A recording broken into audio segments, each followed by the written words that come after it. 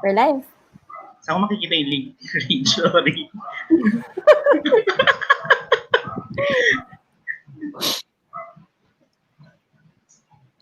Just go to our page. It's in our page. Tapos na may live tab doon. So, Alright. you should be able to see that. Yeah. Hindi siya sa event mismo.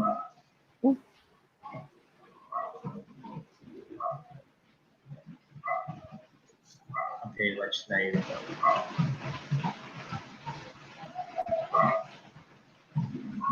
Okay.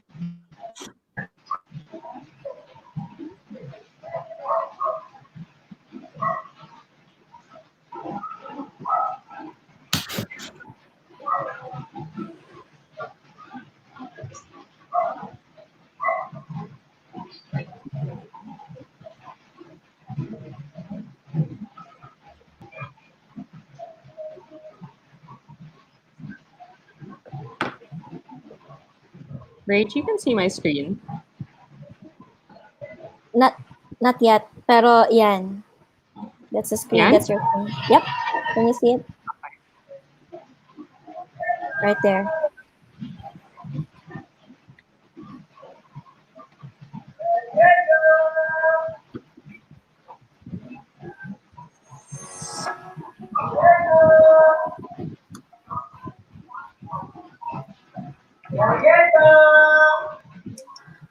May nagbebenta.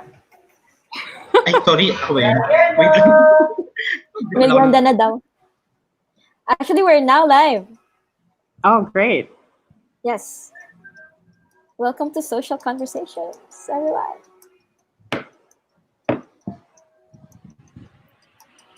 But I can still hear someone. Hindi ba?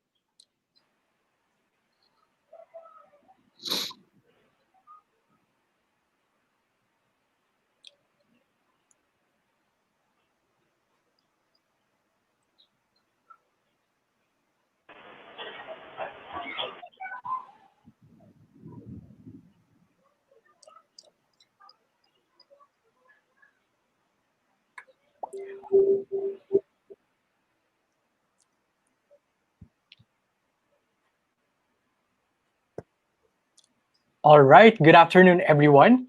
Magandang hapon sa lahat ng mga nanonood ngayon at sa mga leader kabataang nakasubaybay sa ating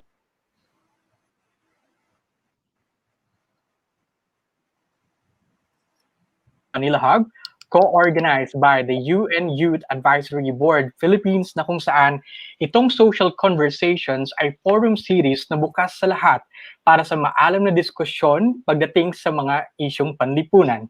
So bago ang lahat, gusto lang namin pasalamatan ang aming organization partners. We have E-Waste, Bridge 360, Reboot Philippines, UST-CBA Council, Youth Advocates for the Philippines, Sigaw ng Kabataan Coalition, Earthguard USLS, SK San Rafael San Rodriguez Rizal, Lunduyan, and Youth for Human Rights and Democracy.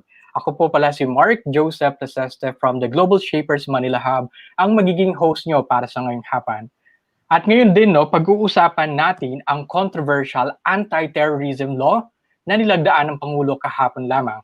Nag-imbita kami ng mga discussants mula sa iba't ibang sektor para pakinggan ang kanilang panig pagdating sa nasabing usapin in healthy and legal discussion para sa importanteng katanungan, ano nga ba ang pulso ng taong bayan pagdating sa anti-terror law?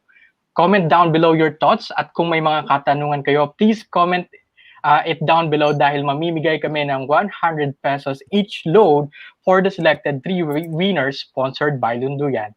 And bago ang lahat, dahil tayo ay naka-live via Facebook page at YouTube account ni Global Shapers Manila Hub, please, we encourage everyone to please make time to share it in your timeline para yung mga kaibigan nyo rin ay makapag-join sa ating live discussion. And friendly reminder din po to keep the discussion chill and informative. Please iwasan din po natin yung mga personal attacks or comments that are derogatory to any age, gender, culture, and identity. Alright, so to formally begin our social conversation, I'd like to call on the curator of the Global Shapers Manila Hub for the opening remarks. And to introduce, she is the junior hair transplant specialist at Pineda Hair Clinics and the co-founder of Tiny Labs, an educational content provider. Please welcome Ms. Erica Pineda. Hi, everyone. Good evening. And thanks for tuning in. On behalf of the Global Shapers Manila Hub, I would like to thank our speakers and moderators for coming to the table today despite their differences. I'm certain that most, if not all of you, can relate to being told not to talk about religion or politics. And I think about the consequences of this and feel the weight of thousands of conversations that I should have had over the years. Those hard conversations being opportunities to listen to another person's perspective and perhaps even work through an issue together. The truth is that these days it feels like I'm always playing catch up because I've only recently learned how bills are passed into law. That being said, I am so happy that team leads Joshua, Jerome, Rage, Mark, and all of our partners, most especially Mr. Jean Guevara of the UN Youth Advisory Board, decided to pursue these social conversations. And I'm proud of all of you sitting in on this call today for having the courage to listen. Before we get started, the Global Shapers community is a network of over 9,000 young people from 148 countries driving dialogue, action, and change. The Manila Hub was founded in 2011 by Karen Davila and is one of the earliest formed hubs in the world. We are a collective of diverse leaders from very different backgrounds, united by a common vision, a better world starting with our very own Manila. Last year, we focused on policy, climate change, workforce readiness, human trafficking, and COVID-19. We led 20 projects, including Bayanihan, to address the problem of food security in the early days of lockdown, Wear Forward to deliver PPEs to frontliners in need, and COVID facts in the battle against disinformation. Projects this year will focus on civic action, voter education, upskilling underserved communities for digital work, inclusivity, climate change, and the future of work and learning. So if any of this is interesting to you, please reach out to us on our website or our social media accounts. Thank you and have a good evening. All right, maraming salamat Erica for that inspiring remarks and also for the introduction of the Global Shapers Manila Hub. So now moving on sa ating pinaka-inaabangang segment ng panel discussion. Para i-introduce sa inyo ang ating panel, allow me to introduce first our moderator for this afternoon. He is a multi-platform news reporter from the ABS-CBN Integrated News and Current Affairs, where he covers the general assignment beat, particularly Manila and Quezon City Police District, at the graveyard shift and produces news packages for Umagang Kay Ganda, TV Patrol, DZMM Teleradio, and ANC Newscast. He is also a college instructor in the Trinity University of Asia, where he teaches courses in broadcast practices and principles, broadcast and interactive journalism, and emerging media. He is currently a master's degree student in media studies at the University of the Philippines, Diliman, and also graduated Bachelor of Arts in Broadcast Communication cum laude from the same university. It's my honor to welcome you, Mr. Jervis Manahan. Lahat ng mga nanonood sa atin, sa lahat po ng mga nakatutok sa Facebook and YouTube Live, I hope you're having a good afternoon. It's a very opportune time to be talking about the anti-terrorism law because it has just been signed yesterday. And there are so many developments today because as we speak, there are people in UP Diliman right now who are protesting against the law. And kanina lang, a group of lawyers from the Calleja law firm has opposed or is opposing the law sa Supreme Court and they have filed their petition. So ano nga ba itong anti-terror law na ito? So ngayong hapon ay hihimayin natin yung mga effects niya sa iba't ibang sectors at yung we will be discussing the opposing sides of this very controversial law. So to start, we'll be having two panels. The first panel will be discussing the pros and cons of this anti-terror law, and we'll be having speakers. And after that, we'll be entertaining some of your questions. And then we will be proceeding to another panel where we will be discussing the sectoral effects of this anti-terror law. So let's start. Our first speaker is Commissioner Ryan Enriquez of the National Youth Commission. Commissioner Enriquez is the chairperson of the National Youth Commission. Prior to his appointment, Ryan Enriquez served as provincial board member of the province of Cavite for 3 consecutive terms. On his first term as board member, he was elected as member of the board of directors of Region 4A of the Provincial Board Members League of the Philippines, or PBMLP. On his second term, he was elected regional chairman of Region 4A of PBMLP. And on his third term, he was appointed as interim national treasurer and finally elected as national chairman of PBMLP. Subsequently, he got elected as liaison officer of the Union of Local Authorities of the Philippines, or ULAP, which is the umbrella organization of all the leagues of local officials. At the same time, he was an active member of the National Movement of Young Legislators. On the side, he is an accomplished table tennis player, which became his passport to scholarships at the San Beda College for his degree in business management, major in entrepreneurship.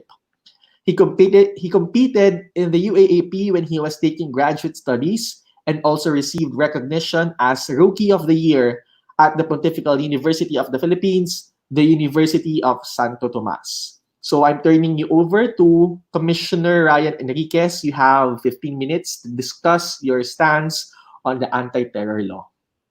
Commissioner, good afternoon. Magandang hapon po kay Congressman Sara Ilago and Jervis Manahan at sa lahat po ng mga online viewers ng Social Conversations. Mainit-init pa po dahil kahapon lang nilagdaan ni Pangulong Rodrigo Duterte ang RA 9372, ang Anti-Terrorism Act of 2020. Sa demokrasya, magandang marinig ang iba't ibang pananaw, kritiko o puna na gawain ng gobyerno.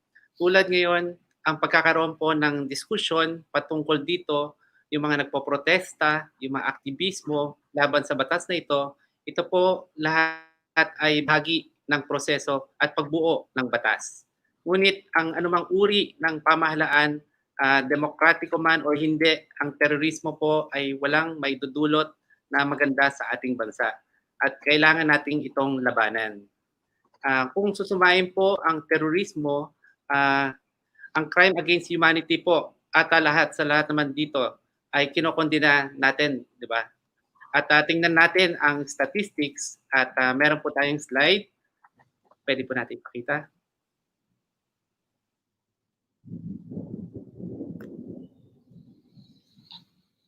Ang datos po ng Global Terrorism Index of 2019, number 9 na po tayo sa buong mundo sa dami ng terrorism.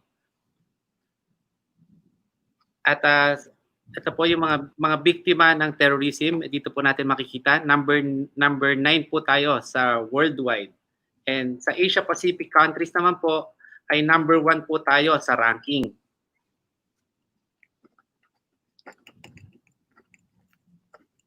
Next slide.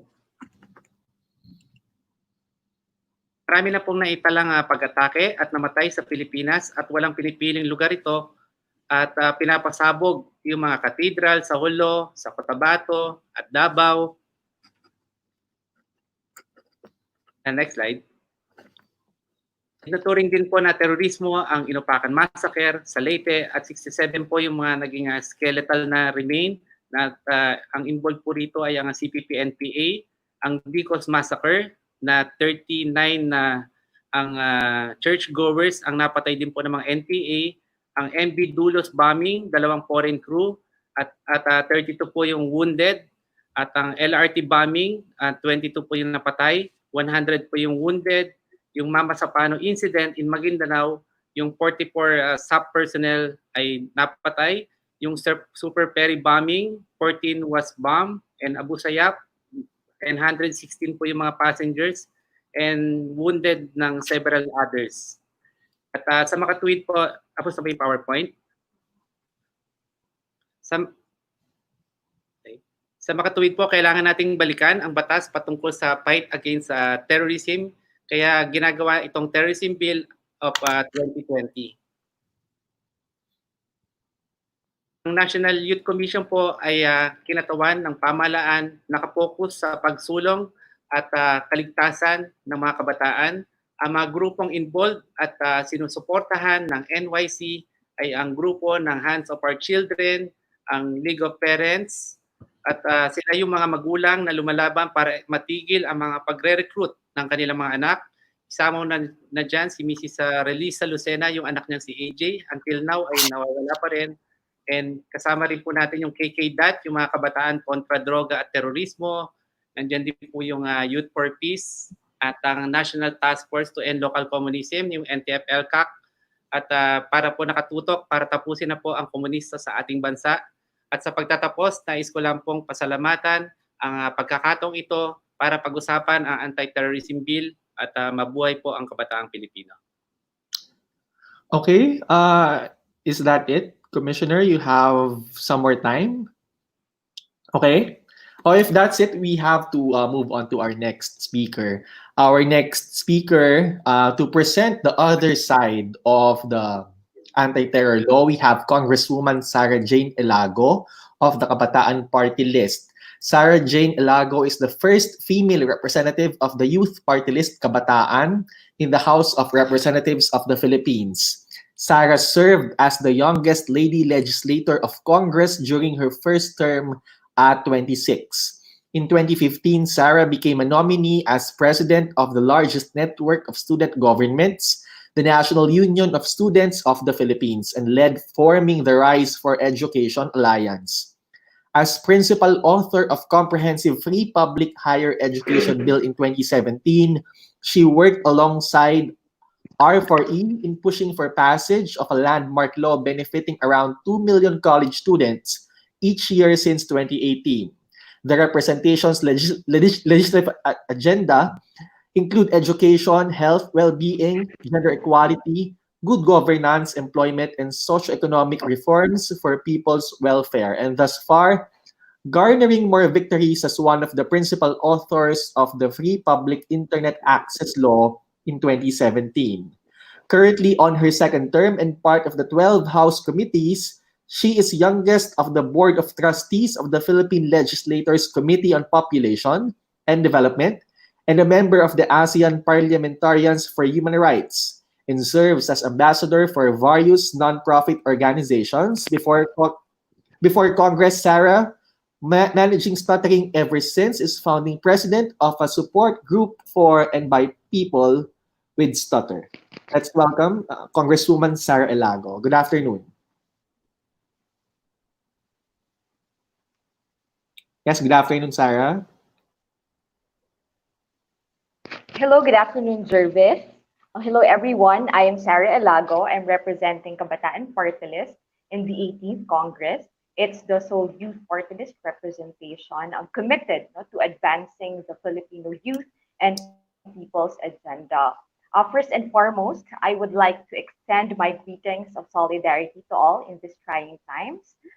Thank you, Global Shapers of Community Manila Hub, the United Nations Youth Advisory Board in the Philippines, and all partner councils, organizations, and formations for having me in this social conversation. Can we have the presentation on screen now? All right. Despite wide opposition, no, just the facts on this later.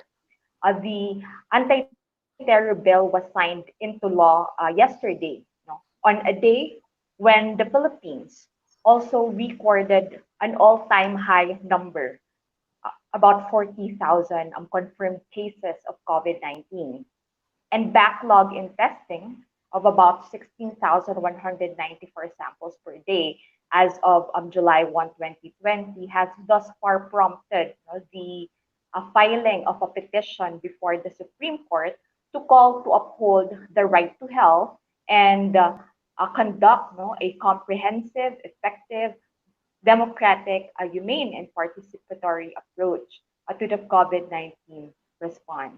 Next slide, please. This alone speaks volumes about the administration's priorities. There have been a number of measures filed before Congress to respond to the COVID-19 pandemic and its overall impact on the economy, our people's lives, and the future of young Filipinos, but all are still pending deliberation or passage from the mass testing bill that's pending before the House of Representatives, the anti-discrimination and stigma surrounding COVID-19 bill, to the various economic stimulus bills. Next slide. Next, please. But none of these were certified urgent, unlike the anti-terrorism bill, which was certified urgent in May, fast-tracking its passage, which would otherwise be impossible without the president's certification. So we've seen the various calls of the people, students, and youth to not only for mass testing, strengthened contact tracing, and a guarantee of free treatment to all COVID-19 patients. But instead of responding to these calls, we've seen how a law that's supposed to be in response for the COVID-19 pandemic has also been used to silence criticism and dissent. Nagkaroon po ng mga pag-aresto ng mga karaniwan nating mga kababayan na nagpapahayag ng kanilang loobin sa social media, gayon din po sa iba't ibang mga plataforma kung saan anong May 1, we've experienced volunteers in relief work na nagsalita po tungkol sa mga pangangailangan nila sa pangkalusugan, ganun din sa socio-economic reforms. Let's go back to the screen, please. So here are the pending bills related to the COVID-19 pandemic response. Okay, from the mass testing, anti-discrimination, the Better Normal Bill, which we supported and had the young people and students assert for a more humane approach towards a just transition emerging from this crisis. So, andyan din yung economic stimulus, lalong-lalo na sa mga kabataan. Daan-daang libo po ang mga nag-graduate ngayong kakatapos na academic year at maraming nababahala pagdating sa trabaho. Dahil yung mismong mga employed, bago pa lang yung COVID-19, ay marami pong nawalan din ng trabaho. Milyon-milyon po yan dito pa lang sa bansa, gayon din sa ating mga displaced OFWs. And so, we have to ask, no, what makes the anti-terror bill now a law, no, more urgent than focusing on the public health crisis and ramping up efforts to save and protect lives and our well-being? Perhaps no, it is the very answer to this critical question that has polarized our people as we grapple with worsening hunger and poverty, aggravated by the economic fallout due to the pandemic. The anti-terror law has further divided us at the height of a public health crisis when solidarity is what we need the most. As a firm believer of the power of information and dialogue, I believe that these conversations can lead to building bridges. And so I must start with sharing, no, from our perspective as a youth party list representative, why the youth are choosing to speak up on this issue. It's primarily because of the context of the human rights landscape in the Philippines, a matter of gravest concern to the Filipino youth and the people. More than the fear of abuse, there are facts about abuse that are met with injustice and without accountability. There is a huge basis why our strong reservations are legitimate. On June 4 this year, the UN Human Rights Office published its report, which was mandated by a Human Rights Council resolution, noting that many of the human rights concerns it has documented in the Philippines are, and I quote, long-standing but have become more acute in recent years. The report further stated that while there have been important human rights gains in recent years, particularly in economic and social rights, the underpinning focus on national security threats, real and inflated, has led to serious human rights violations, reinforced by harmful rhetoric from high-level officials. This focus has permeated the implementation of existing laws and policies and the adoption of new measures, often at the expense of human rights, due process rights, and the rule of law and accountability. Next slide, please. Nababahala po ang mga kabataan na bagamat wala pong dapat ikatakot kung di ka naman terorista. Ngunit ang karanasan po natin sa drug war ay naging madugo. Nasa 122 mga bata at children na deliberately or unintentionally were killed in the drug war. At ito po ang isa sa mga pangunahing nilalaman ng agenda ng mga kabataan sa loob ng Kongreso, ang pagtugon sa mga hamon sa ating karapatang pantao na siya rin po nagiging dahilan. Nag-fuel pa ito ng mas maraming injustisya sa ating bayan at ito ngang kawalang kaparusahan. Bukod po dyan, nireport din po na nasa 8,000 yung mga tao po na napatay sa drug war. At wini-welcome po natin, nagkaroon po ng sagot dito agad ang Department of Justice na sila ay gagawa ng isang interagency panel. At yan po ay mahigpit na babantayan ng mga kabataan dahil noong 2016 pa lamang po, nung nagsimula na yung mga pamamaslang na pinapaimbestigahan po natin na may kinalaman sa gera kontra droga, sinasabi na po sa atin na may mananagot. Ngunit 1 o 2 kaso pa lamang po ang may resolusyon pagdating sa mga deaths under investigation na kaugnay ng drug war. At isa pong ito sa mga cause of grave concern sa ating mga kabataan. Kung bakit hindi lamang tayo takot na may abuso, kundi dahil meron na pong mga nangyayaring abuso. Bukod po dyan, the UN also reported that there are at least 248 human rights defenders, legal professionals, journalists, and trade unionists have been killed in relation to their work. So makikita po dito, hindi lamang po ito nagsimula sa kasalukuyan po na administration, kundi nga matagal na. Ngunit nagkukos po talaga ng alarm yung mas dumadami pa ng mga kaso na ating hinahawakan. Next slide, please. Ang mga ito po ay nakasampa rin no, sa harap ng Committee on Human Rights sa loob ng House of Representatives at nagpapasalamat po tayo sa mga kabataan na patuloy ang lobbying no, para matugunan ang mga kaso na ito. Bukod pa sa pagpunta sa korte, ay ang pagtitiyak din na yung mga batas po natin malinaw no, na may pananagutan at ang mga nanagot ay may kaparusahan.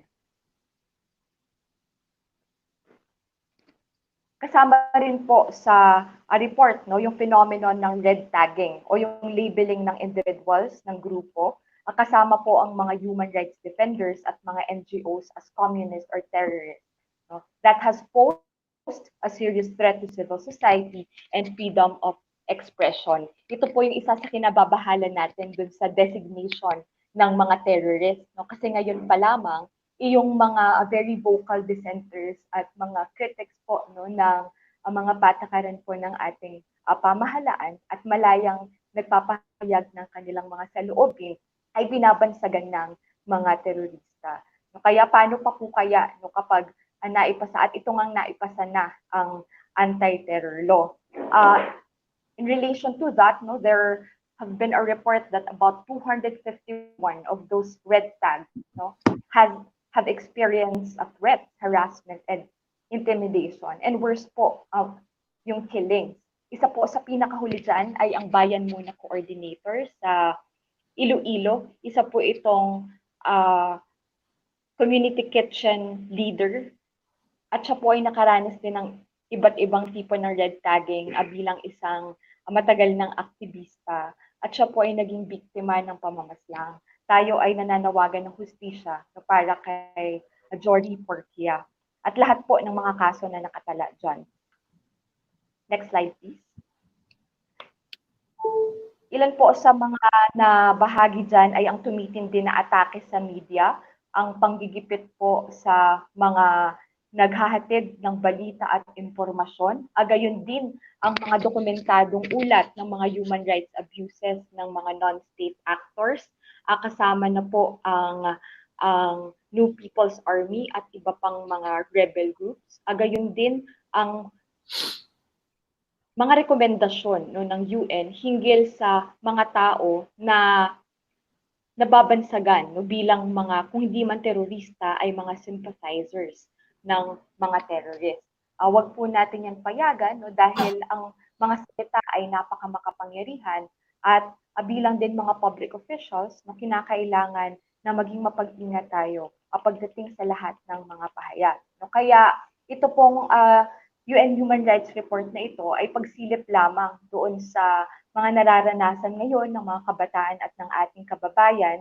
Bukod po sa nakasaad na dyan, no, hinikayat ko pong lahat na mabasa yan at maging subject pa ng mga mas maraming webinars no, dahil sa haba, no, pero napakaganda ng mga rekomendasyon na pwede nating pagtulungan at nagpapakita lang na kung pagtutulungan natin itong mga issues na ito, marami po tayong maaaring maabot. Sa parte po ng mga kabataan, natala din natin yung lawfare o yung paggamit po mismo ng mga batas para patahimikin ang dissent, ang protest at ang mga kritiko. Isa po diyang halimbawa ay yung mga baseless na sedition charges na sinampa sa mga naging kandidato ng opposition noong 2019 elections. Kasama po dyan si Vice President Lenny, ngunit nabasura din po no, dahil wala naman talagang batayan.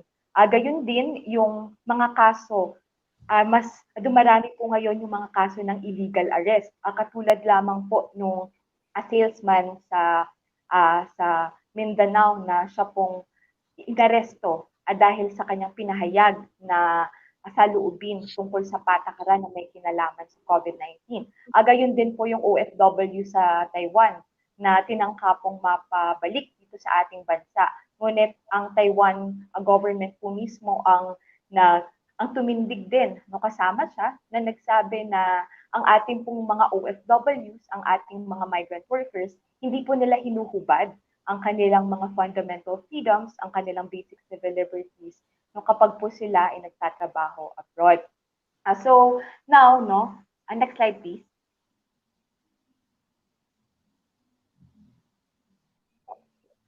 kabahagi po ng pag-address ng mga issues sa human rights ay ang paggamit din po ng gabay no, ng Security Council resolution no, ng United Nations hinggil sa bahagi ng mga kabataan sa pag-abot ng kapayapaan at ng seguridad sa ating bayan.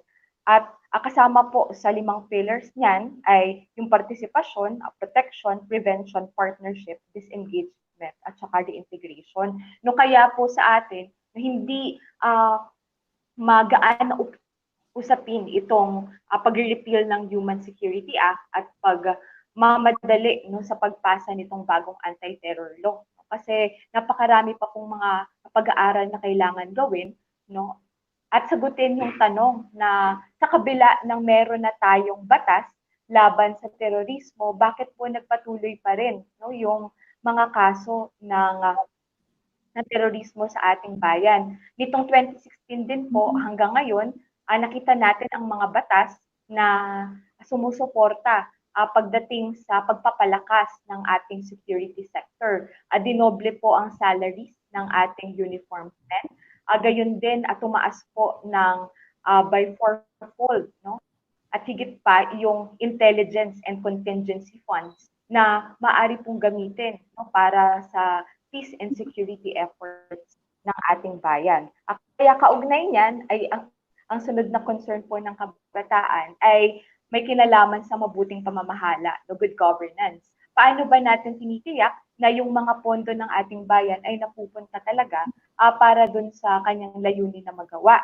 No, halimbawa po, no, may kakaroon ng suporta doon sa security sector dahil inaasahan po natin ang mabuti maayos na tungkulin at trabaho, no? Ngunit ang NEDA na po mismo ang nag-ulat, no, kung bibisitahin natin ang kanilang good governance website, nito pong sa ating mga pinakahuling indicators, next slide please.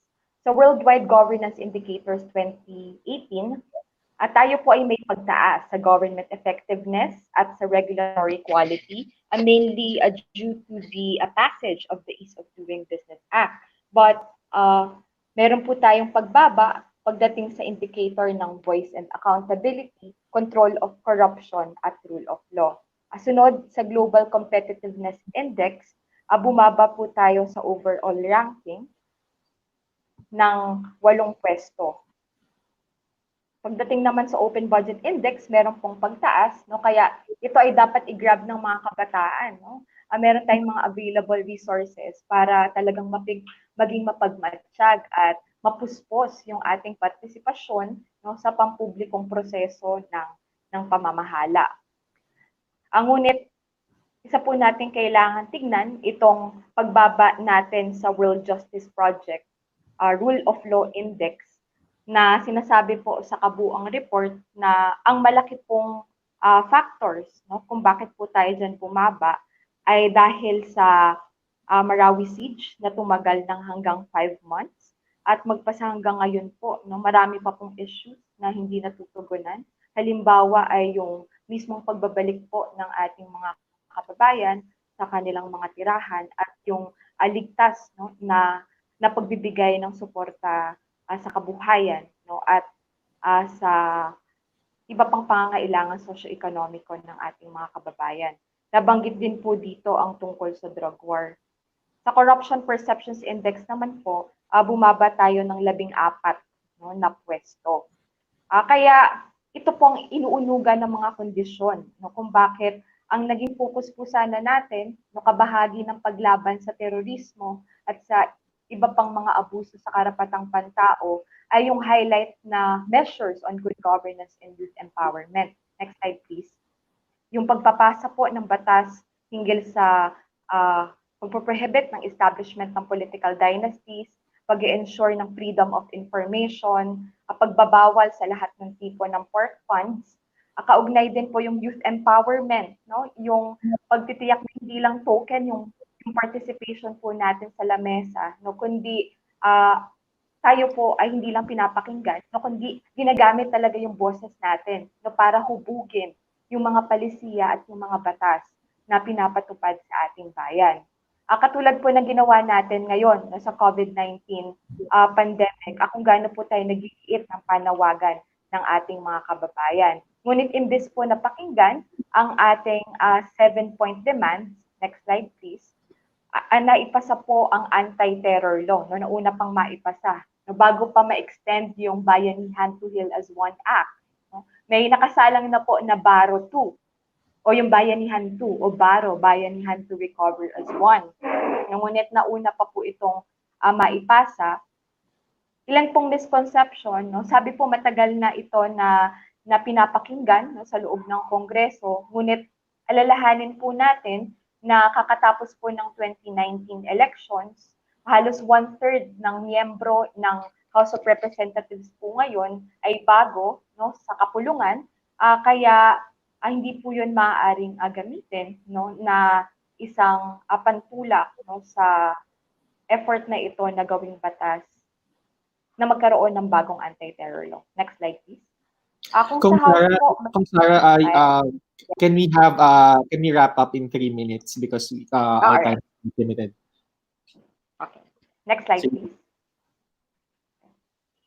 Ito po yung pinagdaanan sa loob ng House. Next slide. Nagkaroon po tayo ng mga pagpupulong, imbitado ang iba't ibang mga sektor. Doon po sa current bill, meron po tayong mga natanggal no, na mga punto. Ngunit ang natin dito, ang nangyari nitong last week ng May ay inadopt na lamang ang Senate version at naisawalang bahala no, yung version no, na pinaghirapan ng House of Representatives na nagtulak din sa atin no, para mag-aral pa ng mga hindi pa resolbadong mga kaso na kaugnay ng Human Security Act. At tayo po ay sumusuporta no, dun sa paglaban sa terorismo. Ngunit at hindi pinapaalalahanan na kailangan po natin na tiyakin na ito ay hindi labag no, sa ating saligang batas dahil ilan po sa mga issues na naging dahilan kung bakit tayo tumututol. Unang-una ay ang pagpapalawak, ang expansion ng definition ng terrorism sa Section 4. Kung dati po kinakailangan ng predicate crimes, malinaw po yan, murder at iba pa pong nakalista sa Human Security Act. Ngayon po, kung titignan natin ang wording, nakalagay na lamang dito, engages in acts intended to cause death or serious bodily injury. Ngayon po, hindi na nagmamatter kung ano man yung act na ginawa, no?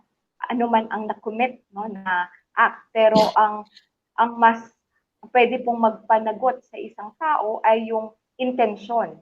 Ang tanong, sino po ang mag-desisyon tungkol dun sa intensyon? No? Kung layunin nga ba no, ng iyong ginawa ay para po mag-cause ng death or ng bodily injury. Bagamat may nakalagay po dito na maaari ang conduct ng mga protesta at ng iba pa pong mass action, stoppage of work at dissent, nababahala po tayo dun sa kadugtong no, na phrase na which are not intended. Nandiyan na naman po yung intention. Dito ka lang po na nakakita na ang intent no, is penalized. Kaya maging po ang mga speeches, no, itong ating mga diskusyon, no, at iba po pong mga protest action, maaari pong sabihin na, hindi, yung intent o yung purpose niyan ay ganito, kahit po hindi naman.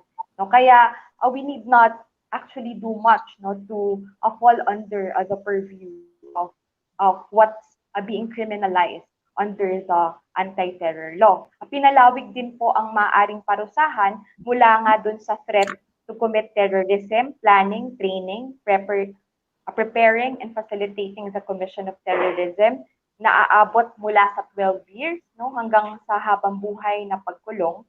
Gayon din ang conspiracy to commit, a proposal, inciting. Sa salita nga po ng isa sa mga tumutol no, sa pagpasa ng batas na ito, si Deputy Speaker Hataman, mas concerned pa sa kung sino yung mas ituring no, ng mga terorista kaysa yung mismong labanan ang terorismo at ang mga pinagmumulan nito. Ano ba yung mga conducive factors na nag-contribute no, dun sa pagkakaroon ng terorismo sa isang bayan. Andyan din po ang pagpo-provide ng material support, no? Kaya maski ang business sector ay tumutol dito, humanitarian exemption, na dapat po impartial, no? Hindi po yung sa nature ng humanitarian na response, no? Kinakailangan na i-welcome natin, no, lahat ng humanitarian efforts, no, pantulong sa emergency response. Kung Dati Sarah, rin po, no, sa Human sorry kung Security Sarah, Act, I'm sorry. Hello, kung ayan, Sarah. just 2 points. Just 2 points. Yes, sure. Last points. Okay po. Ito po, dati sa Human Security Act, no, after publication, required na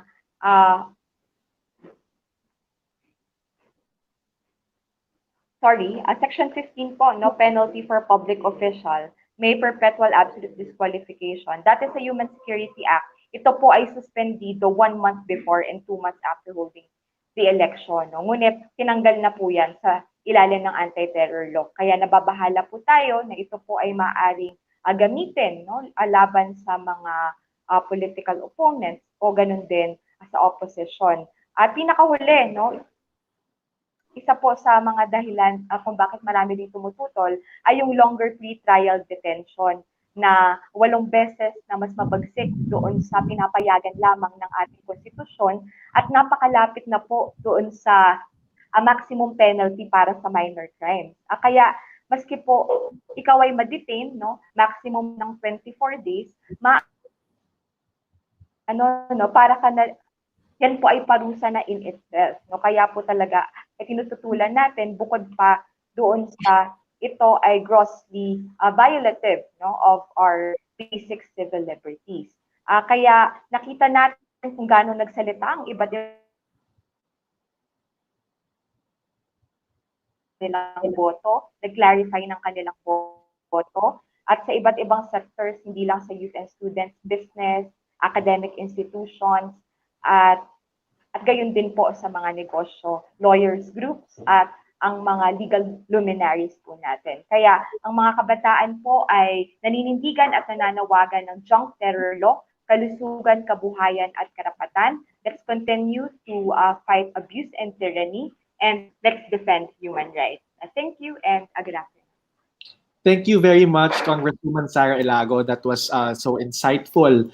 Dahil alam naman natin na yung kabataan talaga may major stake siya dito sa anti-terror law na nilagdaan nga ng ating Pangulo. So we'll be having a question and answer portion. Marami ng mga tanong dito ang ating mga kabataan. But I think, of course, let's start with the elephant in the room. One of the biggest oppositions dito sa anti-terror law is that it can be weaponized to dissent, to stifle dissent, or no, to be something against yung mga taong nag-oppose ng government. So question kay Commissioner Ryan Enriquez, how do we make sure first na hindi ito magagamit laban sa demokrasya natin? Oo. Jervis, marami mga safeguards tong ating batas compared dun sa Human Security Act. And for example, meron tayong nahuling isang terorista, kailangan i-report natin ito agad sa pinakamalapit na huwes, and kailangan inform natin agad yung pinakamalapit na Commission on Human Rights, at hindi mo pwede ipagpabukas to, kailangan gumawa ka ng letter kung ikaw ay isang police or militar na nakahuli na isang terorista, kailangan i-report mo siya agad. Kasi kung hindi, makakasuhan yung police o militar sa hindi niya pag-report sa hinihinalang isang terorista.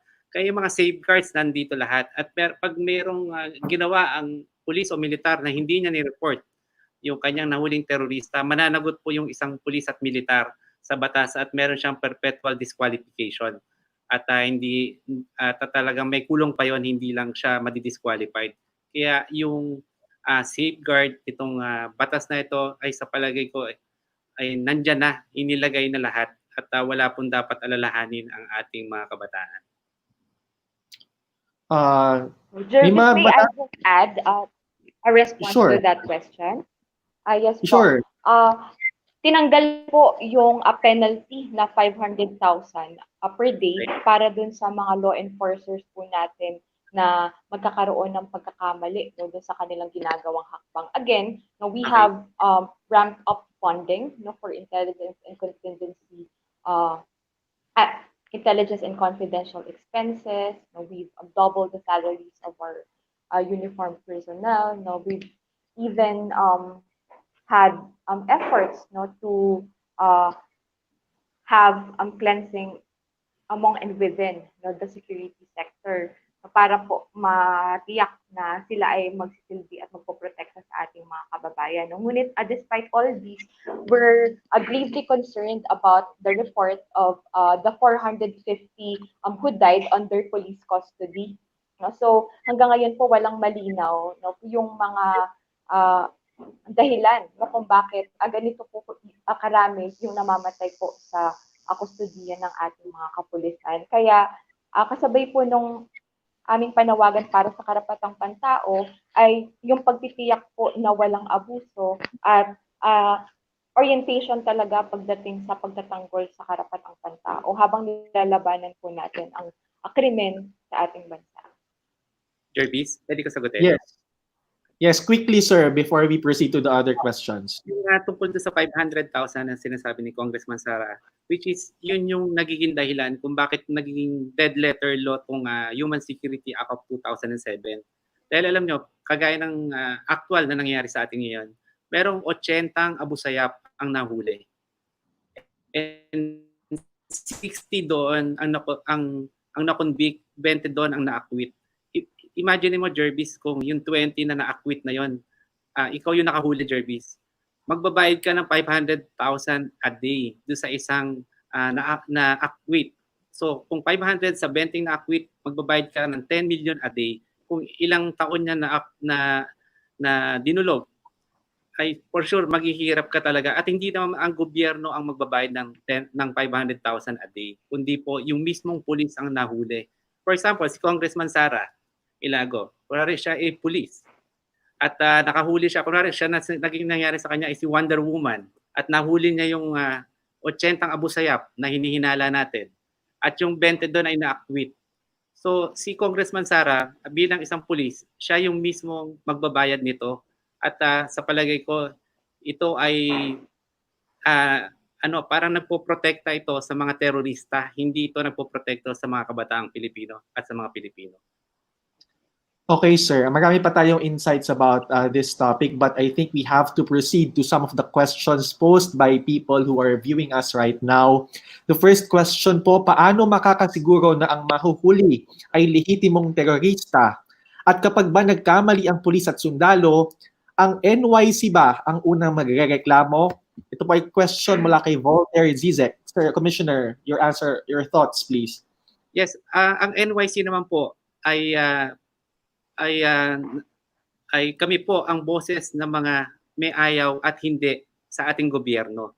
Kami po ay magsasabi at kung meron po kaming nakikita mga polisiya o ginagawa na hindi po maganda, ang pagsaserban po natin ay mga kabataang Pilipino. At wag pong mag-alala ang ating mga kabataan at ito pong batas na ito ay para sa atin. At ito po ay magpoprotekta sa ating pong mga kabataan, lalo na po napakadelikado at 50 years na kasi itong problema natin sa terrorism. So talagang hindi na po siya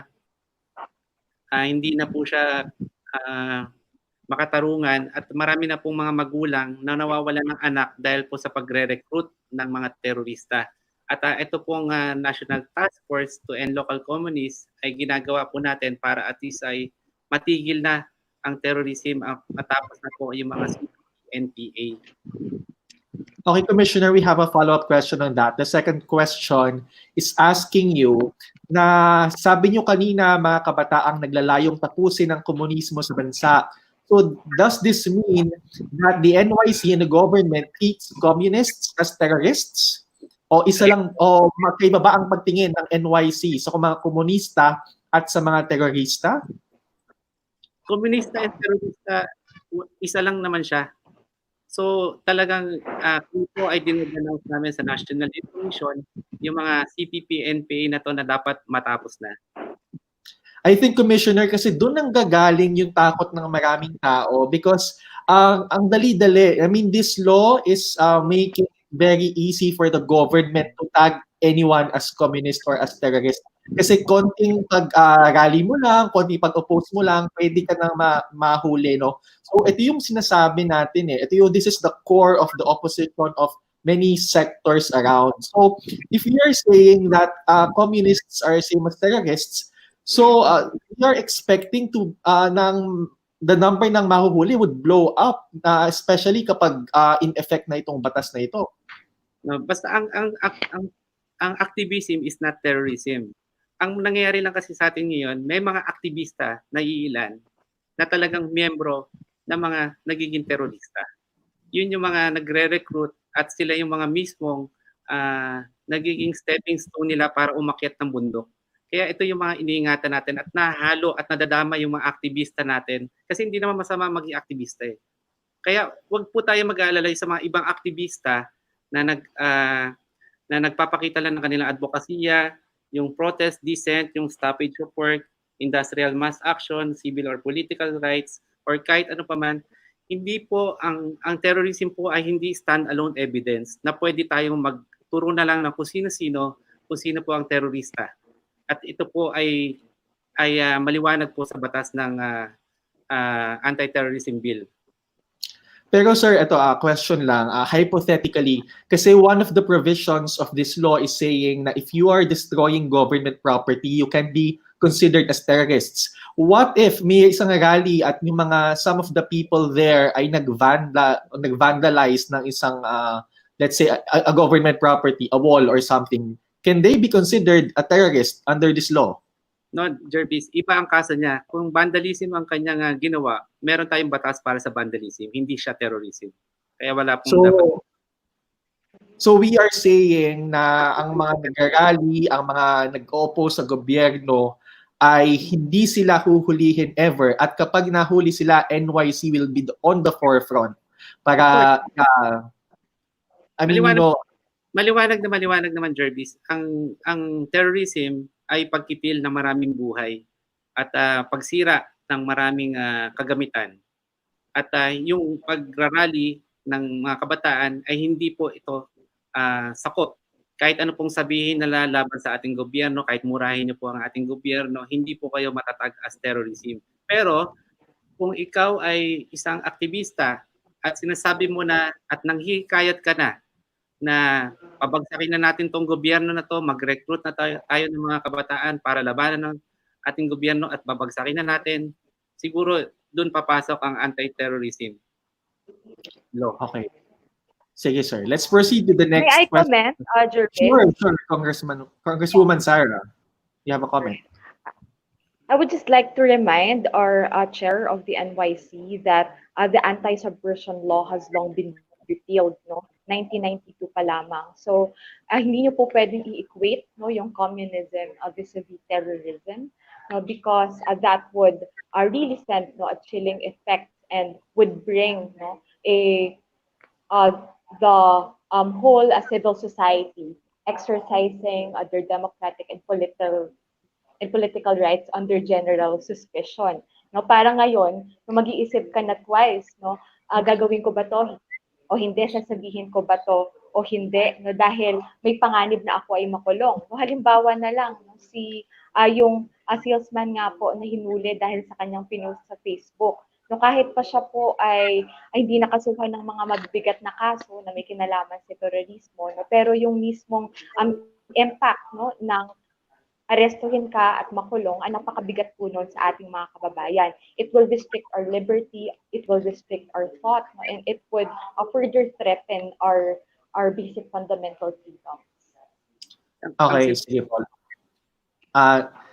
Sorry, but maybe proceed na to the next question. Panelists, why is it important to amend the Human Security Act of 2007? Anyone could answer po? Commissioner, Congresswoman, yes, Commissioner. Let's again. Why is it important to amend the Human Security Act of 2007? Okay, yung sinabi ko kanina, ang Human Security Act of 2007, talagang napakahina siya. At kung may kukumpara natin ito ay talagang parang ito ay ang batas na nagpoprotekta hindi po sa mga kabataan, hindi sa Pilipino, kundi po sa mga terorista. Dahil ang dami po ditong mga provision na nagbibigay ng parang lakas ng loob para sa mga terorista na pamahayan ng ating bansang Pilipinas. Dahil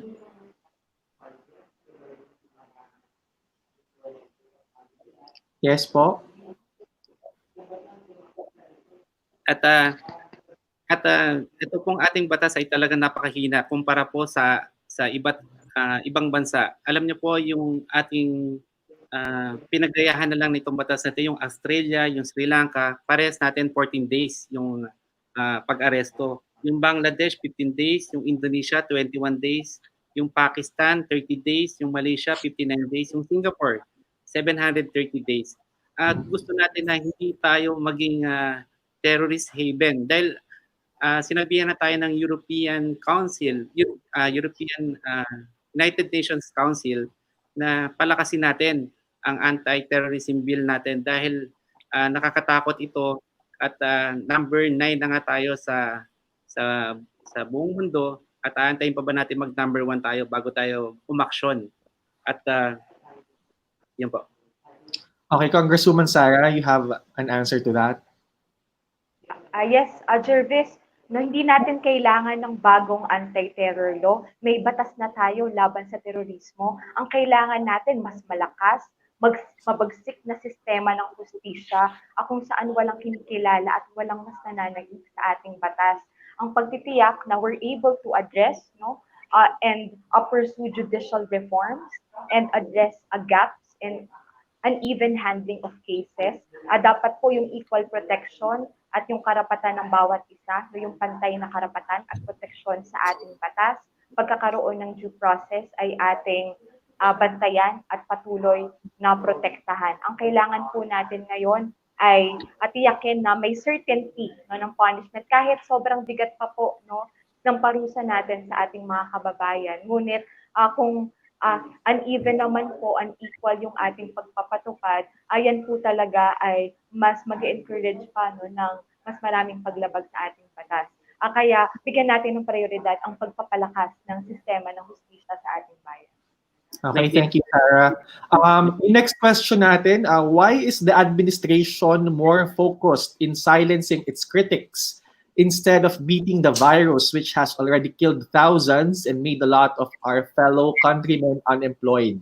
So bakit daw po mas nakafocus ang gobyerno sa pagpapatahimik ng mga kritiko sa halip na pagtuunan ng pansin ang COVID-19? Commissioner. Tuloy-tuloy naman ang paggawa ng ating batas ng mga congressman, ng ating mga senators. At 50 years na nga sinasabi ko kanina, hindi naman pwedeng baliwalain natin tong anti-terrorism bill at mag-focus tayo sa COVID pandemic. Dapat umandar pa rin ang buhay ng tao. Dahil ang CPP-NPA nga ay 50 years na sana ay prioridad po ng ating Pangulo na matapos na po ang terrorism sa ating bansa at maging safe po yung ating mga kabataan.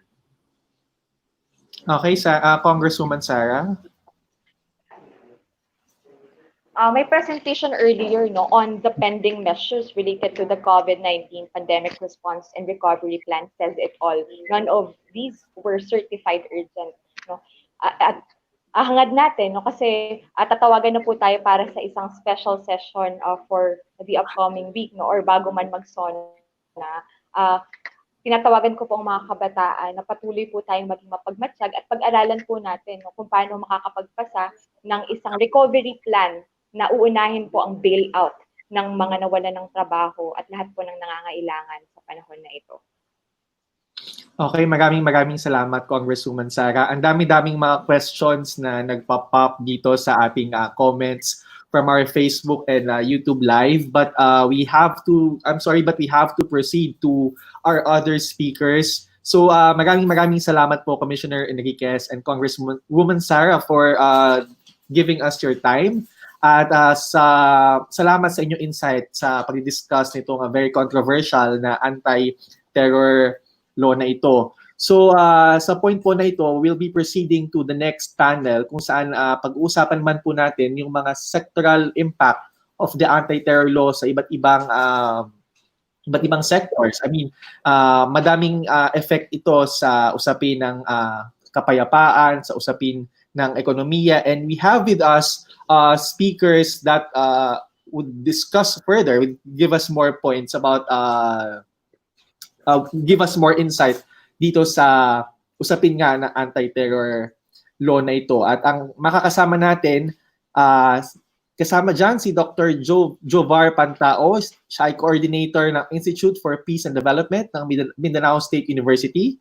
At sina Ms. Colleen Awit, Officer in Charge ng Youth Empowering Youth Initiative, pati na si Sir John Carlo Punongbayan, Teaching Fellow ng UP School of Economics. So later on, I'll be introducing them at length, pero makakasama pa rin natin naman, pwede pa naman magstay sina Congresswoman Sara at si Commissioner Riot Enriquez.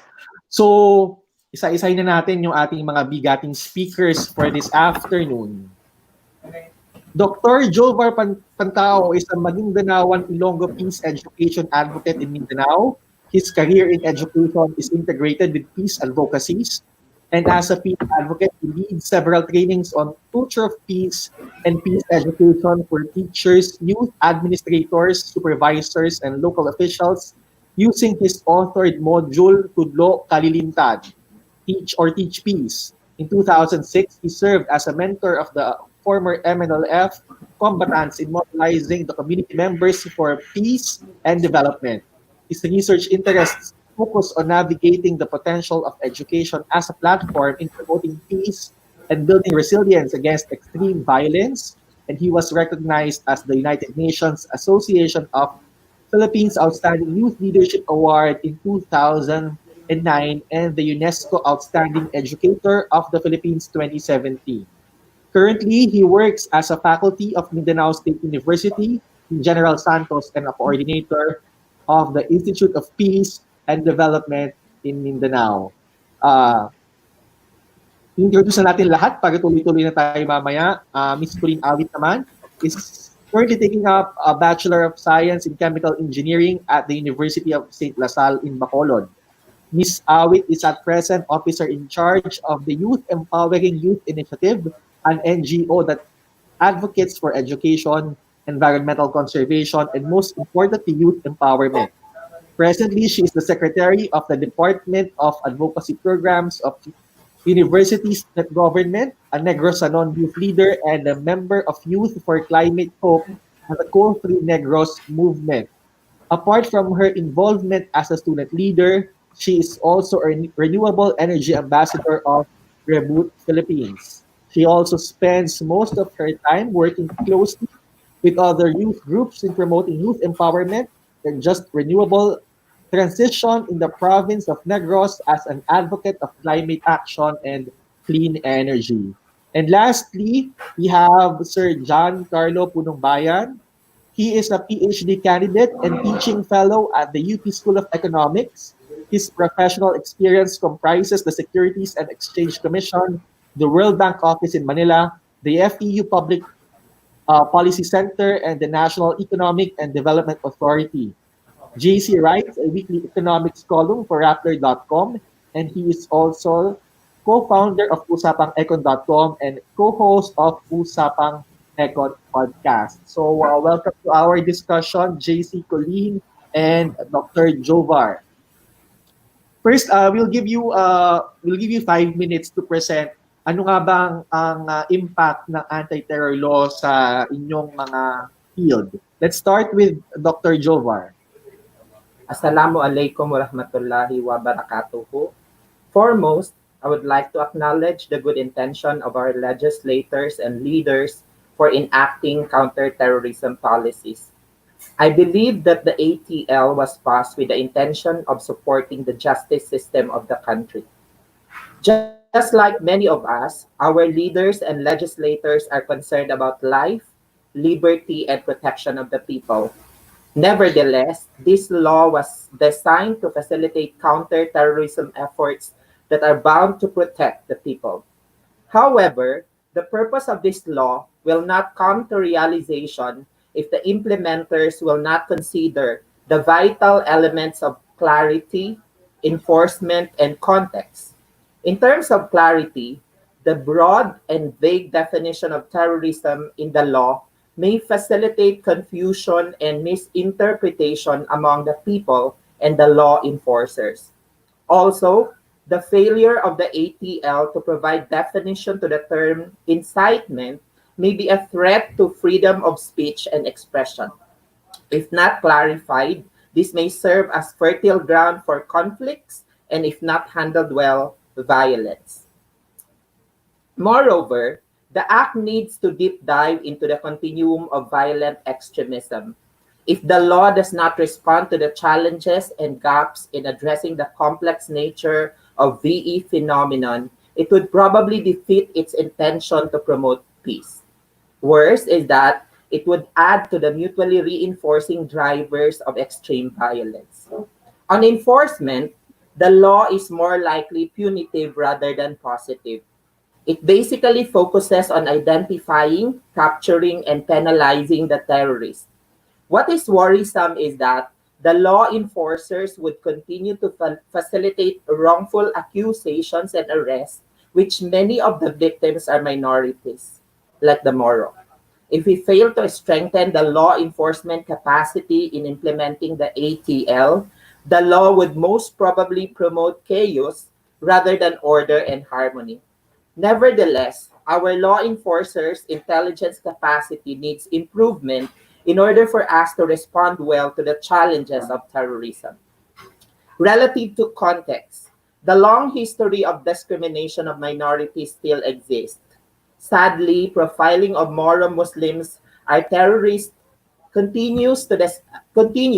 despite the many peace advocacy efforts. If there are Moro prisoners who were falsely accused as local terrorists before the implementation of ATL, what more now that the ATL relaxes the accountability of the law enforcement agents?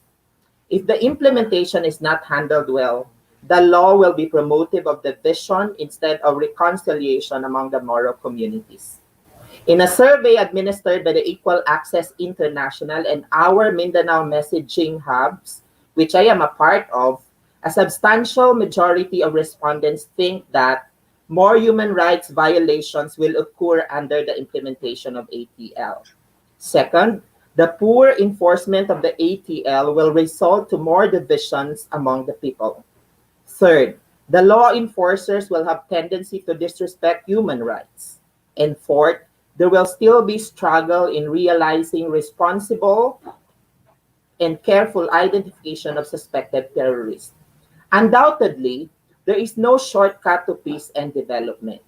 For this law to be effective, there is a need for us to ground ourselves on the principle of participation for greater good. Let us create more free platforms of expression and deliberation, considering the voices of different peace stakeholders, especially the voices of the main victims of terrorism. Let us consider the experiences from the peace builders and community leaders, not just the security sector. Right now, there is a need for us to review and revise or enhance some of the provisions of the ATL, not junk. I believe that our failure to consider the gaps would overrule the decades of peace-building efforts in Mindanao, whose principle, according to the Mindanao peace-building community, lie on ecumenism, do no harm, non-violence, accountability, and solidarity. Lastly, I hope that every Filipino citizen like me think and is supportive of a law that is holistic, encompassing, more respectful of freedom and human rights, and is consistent with the Constitution of the Philippines. Mabuhay po ang Pilipinas. Maraming salamat po. Maraming salamat po, Dr. Jovar. We understand na napakalaki na magiging impact nito anti-terror law na ito, especially sa Mindanao. But for now, let's hear it from Ms. Colleen sa kanyang discussion naman kung paano makakaapekto sa environment ang anti-terror law na ito. Ms. Colleen? Magandang gabi po sa inyong lahat. So ako po si Awit from Youth for Climate Hope. So, kami po sa Youth for Climate Hope, we are a youth-led coalition na isa sa mga tumulong upang to keep Negros coal-free. And basically, we seek to achieve climate justice through different acts of hope. So, kami po ay mula sa Negros, and I want to extend my deepest gratitude to Global Shapers Manila for inviting me and having me today for social conversations. So, bago po ako magsimula into discussing the anti-terror law and its effects to our environmental defenders, tingnan po muna natin kung paano yung Pilipinas bilang isang bansa para sa ating mga environmental defenders. So even before this anti-terror law, noong 2019, according to research, yung Philippines is already dubbed as the most dangerous or the deadliest country for land and environmental defenders. Red tagging of progressive groups and labeling them as rebels, even without sufficient proof, is already happening. Many individuals and groups have been attacked.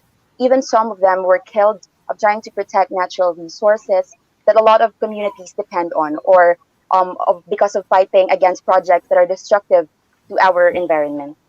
So among those who were victims were farmers who actually take up most of the percentage, and tribal and IP leaders, pati na rin yung mga civil society and community organizers. And yung Negros has been a witness to some of these injustices, human rights violations, state-perpetrated violence, and extrajudicial killings. Let us not forget about the Negros 14.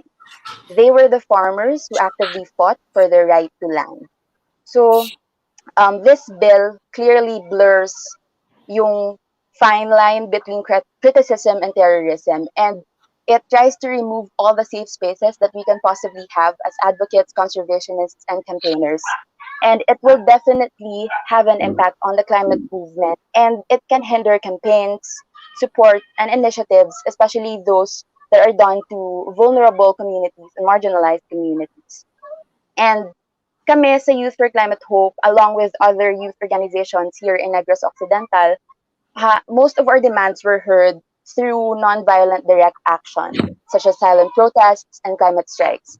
Ang Coal-Free Negros ay naipanalo dahil alongside the consciousness raising efforts and mga policy lobbying din na ginagawa namin, we stood there every Wednesday in front of our provincial capital, ensuring that our demands are being heard. Through our protest movements, we were able to hold corporations and our leaders accountable. Ngayon, with the anti-terror law, it will definitely worsen yung abuses and attacks to our environmental defenders and our climate activists. This can be used against anyone, against any individual, or against any group who call out big corporations and those who oppose environmentally destructive projects, gaya namin dito sa Negros, wherein we oppose the proposed coal-fired power plant in San Carlos City. Furthermore, magagamit din ito to tolerate and even justify ang mga abuses, killings, arrests, and intimidation sa ating mga environmental defenders. Those who seek to block the work of environmental activists can easily classify what they do or their work as threats to national security. And pwede din ito, pwede din gamitin ng law na ito to legalize or even to fast-track yung mga projects that exploit communities and our natural resources and even the ancestral domains.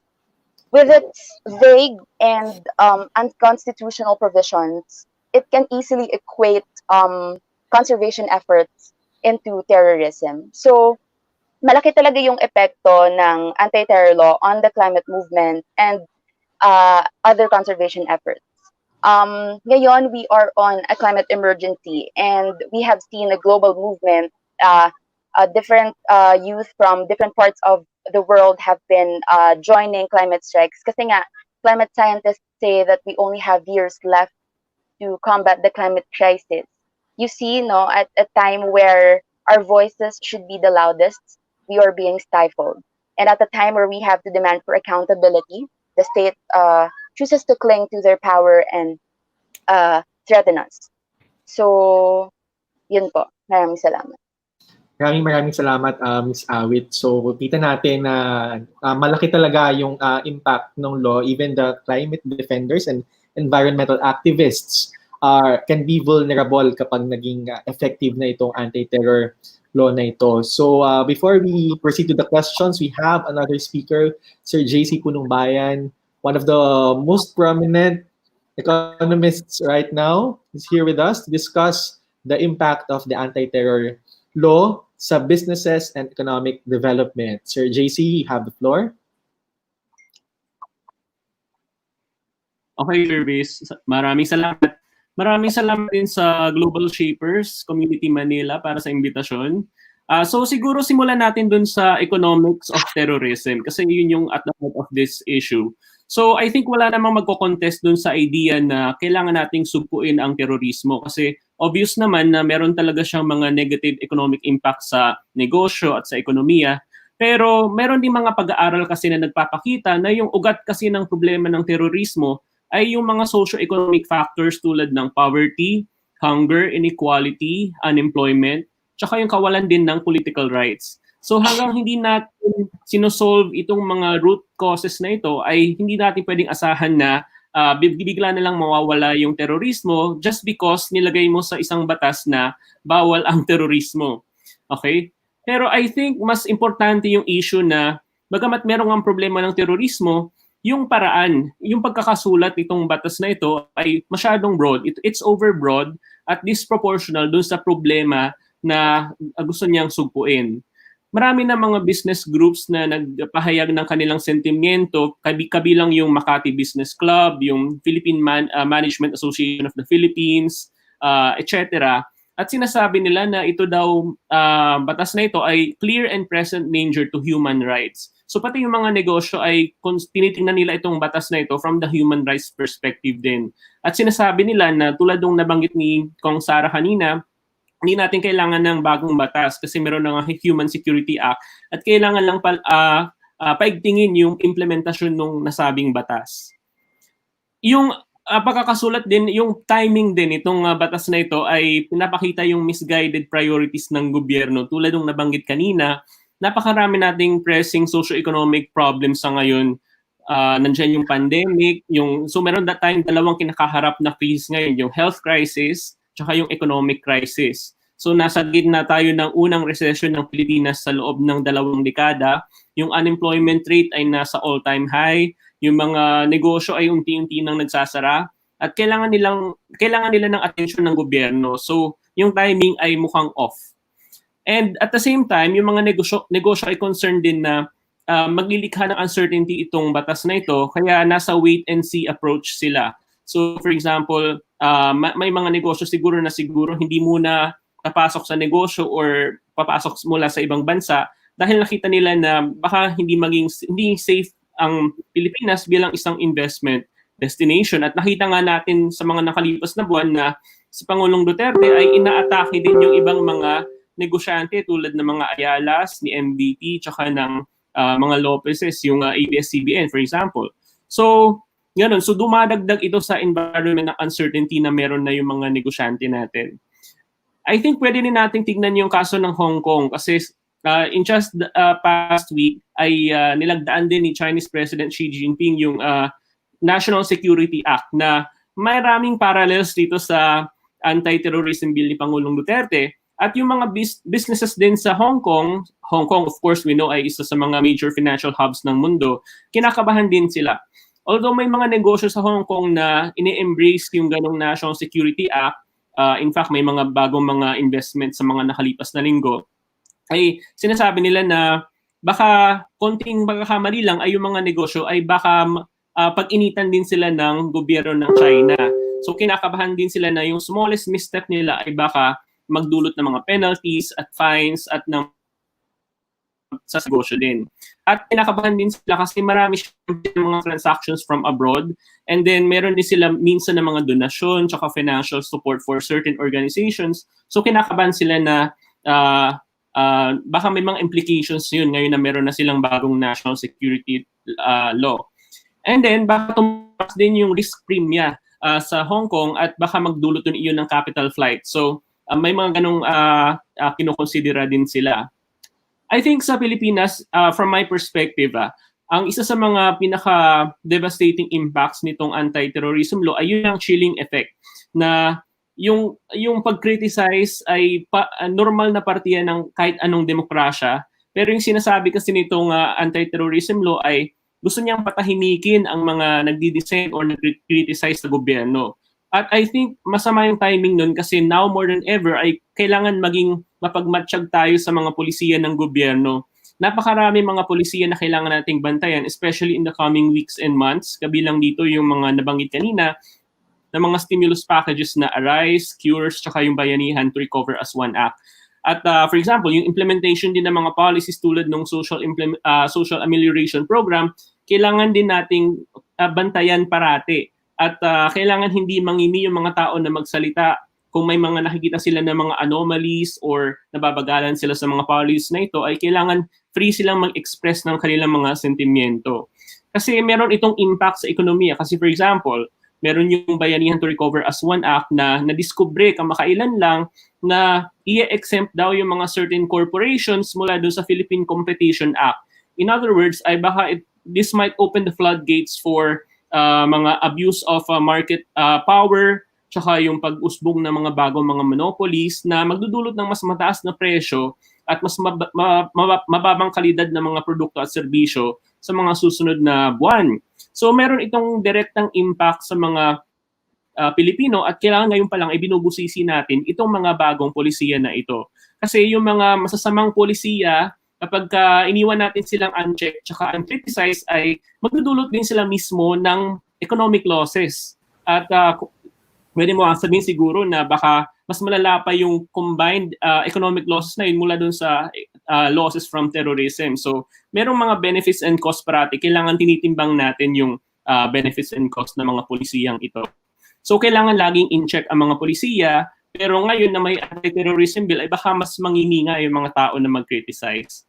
And finally, tulad ng nabanggit ko kanina, dumadagdag itong bagong batas na ito dun sa environment of uncertainty and anxiety na meron sa ating lipunan. Na hindi nga natin alam kung kailan matatapos itong crisis na ito hanggang walang vaccine ay meron tayong new normal na kailangan maitawid hanggang doon sa panahon na meron ng vaccine. At dumadagdag itong sense of uncertainty na ito sa ating araw-araw na buhay. So, nabanggit ni dating NEDA Director General Ernesto Pernia na kailangan na bawasan, i-eliminate dapat yung mga policy uncertainties. Pero dahil sa anti-terrorism bill na ito, dumadagdag ito dun sa policy uncertainties sa ating bansa. At kapag matakot yung mga investors, ay baka hindi nga sila pumunta dito sa Pilipinas, baka hindi dumagsa ang mga turista, for example, at lahat ng ito ay mag-i-snowball at baka mahirapan tayong mag-recover later on kasi gusto natin makarecover tayo agad kapag meron ng vaccine, pero kapag merong uncertainty, merong capital flight, for example, ay baka mas maging matagal yung ating economic recovery. So all in all, hindi lang ito usaping legal, kundi meron itong large-scale impact sa ating ekonomiya. Yun lang po. Salamat. Okay, maraming salamat Sir JC and all of our speakers. Siguro nakikita natin dun sa mga sinabi niyong impact sa inyong mga field that we can sense we have a sense of fear dito sa anti-terror law na ito, and all of you have reservations dun sa nangyari nga na paglagda ng ating Pangulo sa anti-terror law. So we have some questions coming in. We have a question first for Dr. Jovar. We haven't heard much from the Mindanaoans. Ano nga ba ang pulso ng mga taga Mindanao dito sa anti-terror law na ito? Kasi because of the pandemic, di ba, ang balita na saturate tayo about COVID-19 and we haven't heard much from communities in Mindanao kung ano nga ba yung insight nila. So ano po ba? Are they for or against the law? Yung po mga communities po dyan. Basically, yung pulso ng taga Mindanao is to really review and revise or enhance the law, and it must be something that is peaceful because yung mga Mindanaoan naman, dahil sa experience nila, they would really want naka-frame sa peace efforts yung mga polisiya na ini-implement sa bansa natin. So they are against some of the provisions of the ATL, but they agree that there is a need for us to have a law that can prevent terrorism or para mawala yung terrorism. Okay, so ang nakikita natin dyan sa Mindanao is that kailangan natin i-curb ang terrorism, but some of the provisions ng anti-terrorism law ay kailangan na i-revise because sabi nga kanina ni Sir JC, very broad din nung definition ng terrorism and it can be used against dissenters or the opposition. So, question naman kay Sir JC now that it has been signed kasi we have heard a lot of opposition sa bill na ito nung hindi pa ito nalalagdaan. So ngayon na napirmahan natin, so what are our options moving forward? So ano pa nga ba ang pwedeng gawin ng mga taong bayan ngayon na isa na itong ganap na batas? Oo. So isa sa mga, tulad nung na-tweet ko kanina lang, ay isa sa mga insidious aspects nitong anti-terrorism bill ay batas kasi ito. So hanggang hindi ito nire-repeal ng Kongreso or dinedeclare ng Supreme Court bilang unconstitutional ay mananatili itong batas kahit na lumipat na tayo sa susunod na administrasyon. So I think meron na nag-file ng kaso sa Supreme Court contesting yung constitutionality nitong anti-terrorism bill, law. At bukod doon sa mga legal challenges na yun na magiging crucial, ay kailangan maging mapagmatsyag parati yung mga doon sa paano yung rollout nitong batas na ito. At matili silang maging vocal sa kanilang, at karapatan nila yun. At kung may mga nakita silang mga anomalya or abuses sa pag-implement nito, ay manatili tayong vocal sa ating pagbabantay sa implementation nito dahil nasa Constitution ang ating freedom of speech. Okay, so we have questions coming in. May tayong tanong from Jerome Bactol. Ano naman ang positive side ng anti-terror law sa mga sektor po ninyo, kung meron man? Let's start again with Dr. Jobar. Meron po ba na positive side ang ATL sa inyong sektor, sa peace and development sa Mindanao? Yun na nga yung sinabi ko kanina na yung intention talaga ng policy na to is about life, about liberty, and about protection of the people. So, ginawa naman yung batas na ito para maprotektahan ang mga tao. Yun nga lang, concern talaga yung ibang provisions kasi hindi siya responsive yung ibang provisions. Like, say for instance, doon sa extreme violence or yung violent extremism, it would be better on the part of the peace builders to respond to the drivers of violent extremism rather than putting a law that will punish the people, yung may punishment doon sa people. And if we're going to look at some data, meron talagang mga minorities na naka-experience ng wrongful accusations. So nung wala pa yung ATL, meron ng mga wrongful accusations, may nadadakip ng mga minorities na wala namang kasalanan. How much more ngayon dito sa provision, how much more ngayon dito sa ATL na masyadong relax yung accountability ng mga law enforcers. So basically, naman siya, ang intention is to protect the people, and that I think is the positive note for this ATL. Okay, thank you, sir. Ms. Colleen, Awit, ano po ang positive side ng anti-terror law sa inyong sector po? Gaya po ng nasabi ko kanina, even without the anti-terror law, yung abuses and attacks to our environmental defenders is already happening. And napakadelikado pong sabihin na meron po siyang advantages for the work of our conservationists and environmental defenders kasi nga with its vague and unconstitutional provisions, pwede siyang abusuhin. And if merong motivation to block the work of our environmental defenders, it will be much easier for them to label the work of environmental defenders as a threat to national security. So, para sa akin, isa talagang hindrance yung anti-terror law sa work na ginagawa ngayon ng environmental defenders now, more especially ngayon na we are amidst a climate emergency. Okay, thank you po, Sir JC. Same question for you. Ano po ang positive side ng ATL sa inyong sector, sa business and economy? Tulad nung nabanggit ko kanina, Jervis, ay wala naman nagko-contest na ang terorismo ay merong economic damages na kailangan nating bawasan at kailangan din talaga nating supuin ang terorismo. Pero sa batas na ito kasi ay baka meron kang well-intentioned naman ito, pero merong tinatawag kasi na unintended consequences kung saan kahit na maganda yung layunin ng isang polisiya o batas, ay baka magdulot ito ng mas maraming problema at damages later on. So ito yung nakikita natin dito na merong far-reaching effects ito, hindi lang sa human rights, for example, or sa rule of law sa Pilipinas, kundi pati sa ekonomiya.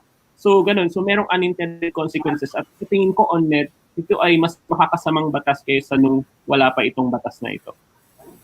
Okay, so another question that we have, today meron ng official na petition sa Supreme Court para magkaroon ng TRO dito sa batas na ito. So do you think na mapapakinggan ng Supreme Court itong mga people opposing the anti-terror law given our political climate?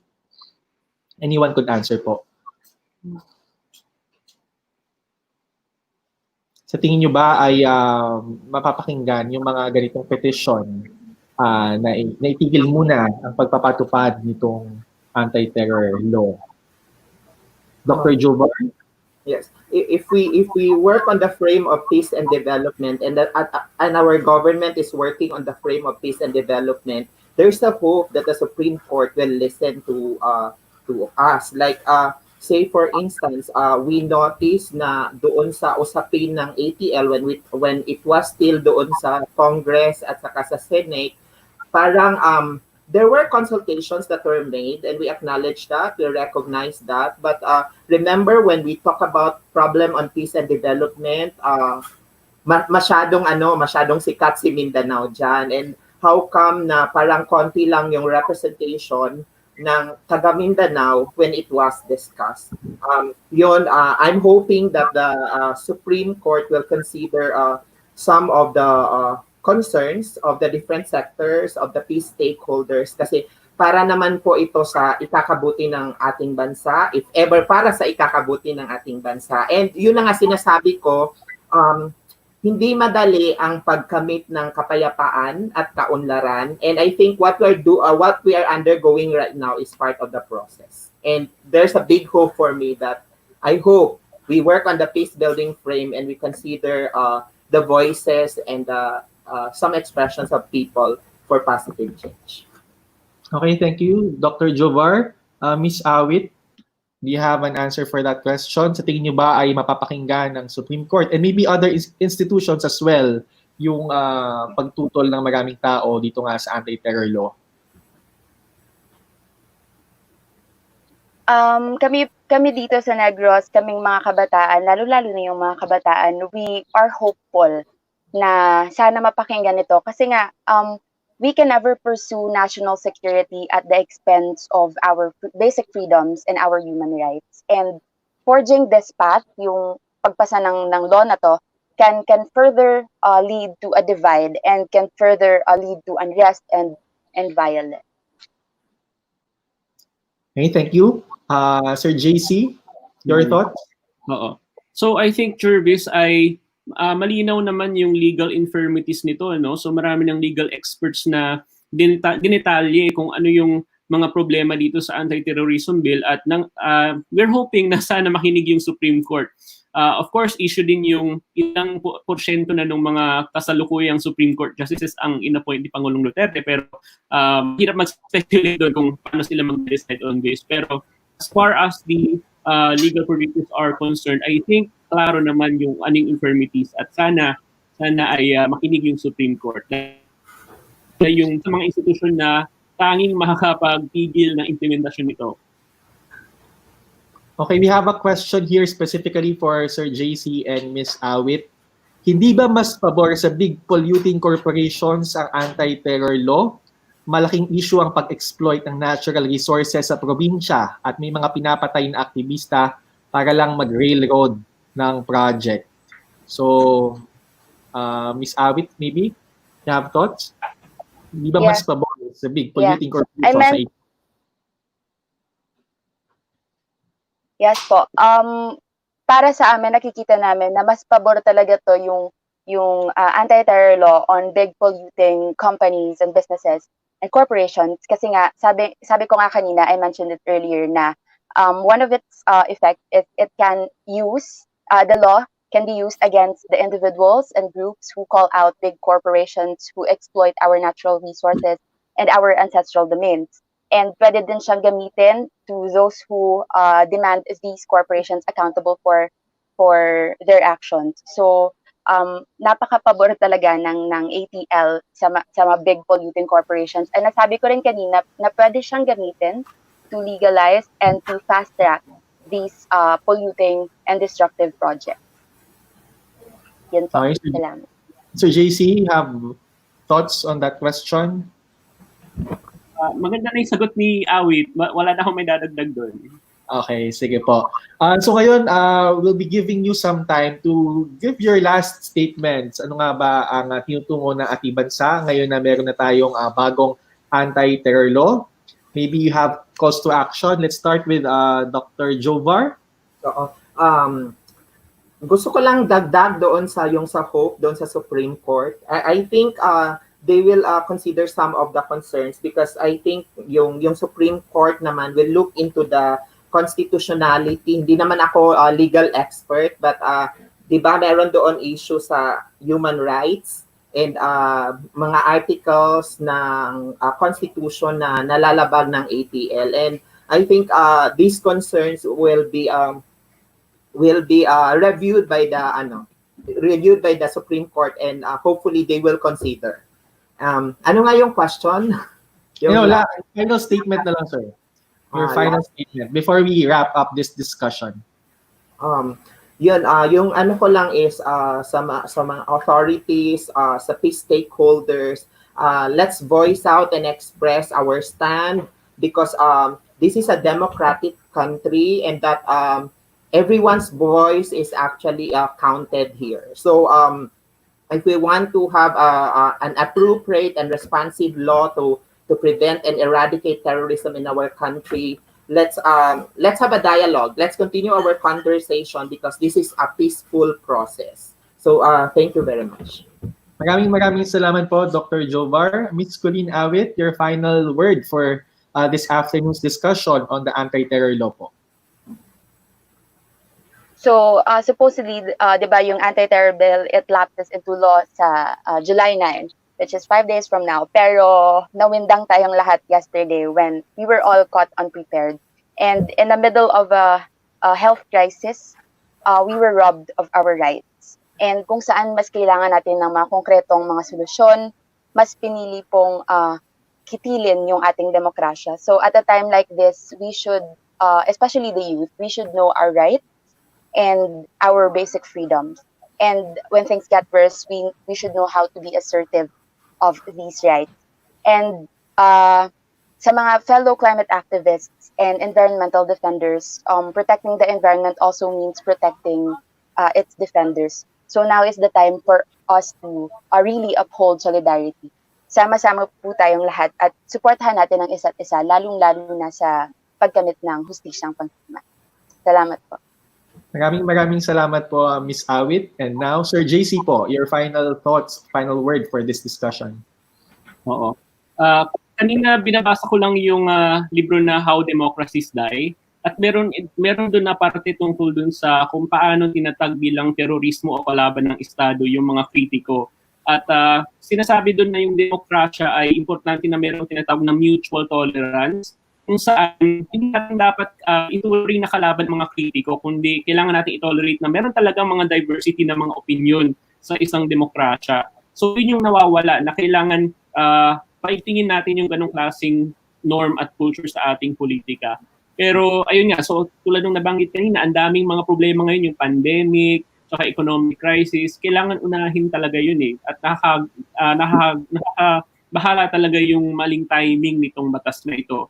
Pero bilang panghuli, yung bukod sa legal challenges sa Supreme Court, at siguro later baka i-repeal ng Kongreso, siguro kailangan yung mga tao din maging parating mapagbantay din. Kasi sa mga susunod na linggo at buwan, makikita na natin kung paano ito i-implement ng gobyerno. So kailangan maging mapagbantay tayo all throughout.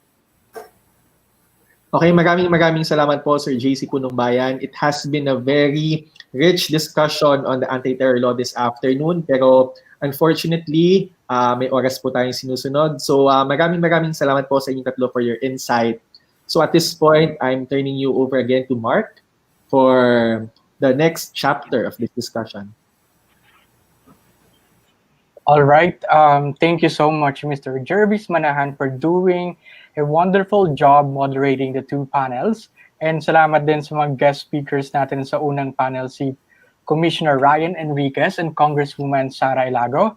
And sa ating second panel na si Dr. Jobar Pantao, Ms. Colleen Awit, and Mr. JC Punong Bayan. Maraming salamat po sa inyong oras at kontribusyon sa ating diskusyon. At sa mga nanonood, salamat for an active participation. And to close the first episode of Social Conversations, I'd like to call on the member of the UN Youth Advisory Board Philippines, and to introduce, she is a young woman activist, entrepreneur, and philanthropist who is passionate about the ASEAN and wider Asia-Pacific region.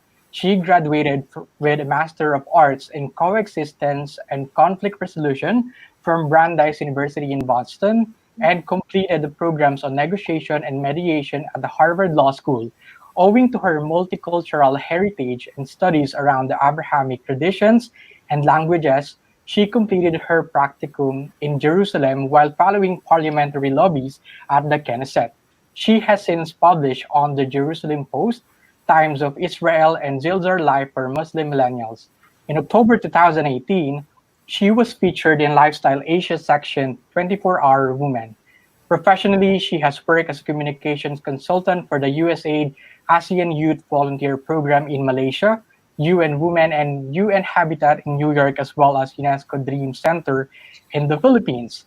As a passion project, she co-founded the Asian Youth Peace Network under the patronage of the Asian Youth Council and International Youth Center. With this, she sits as a founding member of Friends for Leadership, a network launched at the St. Petersburg International Economic Forum in Russia, as well as the ASEAN Youth Representative to the UN Interagency Network on Youth Development. During the COVID-19 pandemic, she managed the Family Foundation as well as transport business, through which SDG Villages was launched, a sustainable livelihoods program for daily wage earners affected by the national quarantine. It's my honor to welcome Ms. Regina Guevara.